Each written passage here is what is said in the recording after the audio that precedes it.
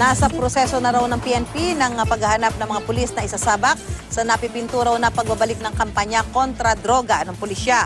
Ayon kay PNP Chief Director General Ronald Bato de la Rosa, bubuo sila ng panibagong grupong iba pa sa PNP Anti-Illegal Drugs Group na binuwag sa kainitan ng investigasyon sa pagdukot at pagpatay sa Koreanong si Ji Ik-ju. Matatanda ang sinuspinde ang Oplan Tokhang dahil sa pagkakasangkot umano ng ilang pulis AIDG sa naturang krimen. Sabi ngayon ni De La Rosa, natuto na sila sa nangyari kay Ji at naghahanap sila ng matitinong pulis para lumaban sa droga.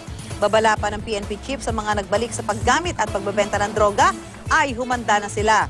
Sangayon naman ng hepe ng Philippine Drug Enforcement Agency o PDEA na si Isidro La Peña na muling isabak ang PNP sa kampanya kontra droga.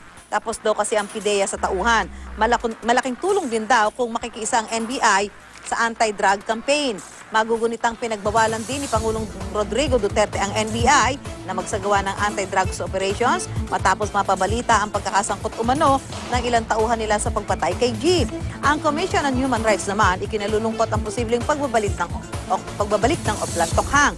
Ang pagkamatay raw ni G ay patunay na posibleng maabuso ang Oplan Tokhang at hanggat walang garantiyang hindi ito magagamit para sa pansariling interes ay dapat munang ipaubaya raw sa PDEA ang kampanya kontra droga.